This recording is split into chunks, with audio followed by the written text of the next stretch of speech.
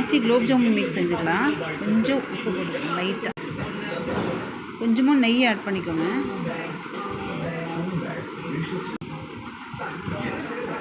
பால் வந்து சூடாக ஊற்றக்கூடாது, நல்ல மிதமான பாலாக ஊற்றணும்.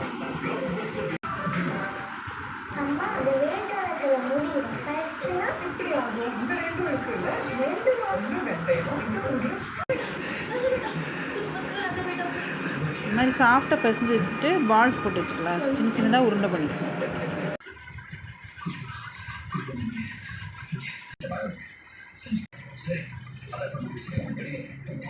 இந்த மாதிரி கையில் இப்படி உள்ளங்கையில் வச்சு இப்படி உருட்டினீங்கன்னா வெடிப்பே இல்லாமல் வரும்.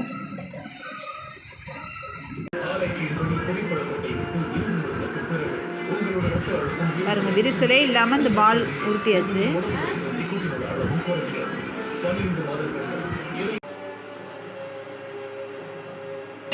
இந்த ஒரு பாத்திரத்தில் சுகர் சிரப் காய்ச்சிக்கலாம்.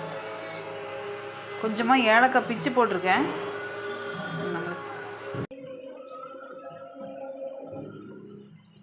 ஒரு பேன் வச்சு ஆயில் ஊற்றிக்கலாம்.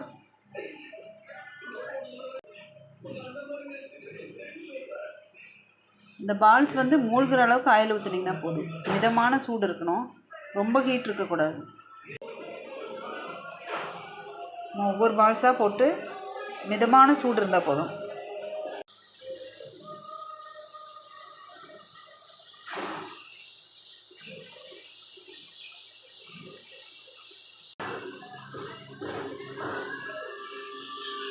பால்ஸ்லாம் எவ்வளோ பெருசாகுதுன்னு பாருங்கள்.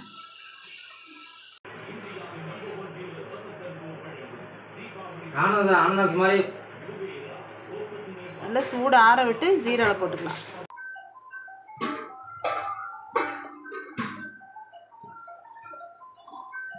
இந்த மாதிரி பால்ஸை போட்டு வச்சாச்சு. இன்னும் நம்ம ஜீராவில் போட்டுக்கலாம். காய்ச்சி வச்ச ஜீராவில் எல்லாம் போட்டுக்கலாம்.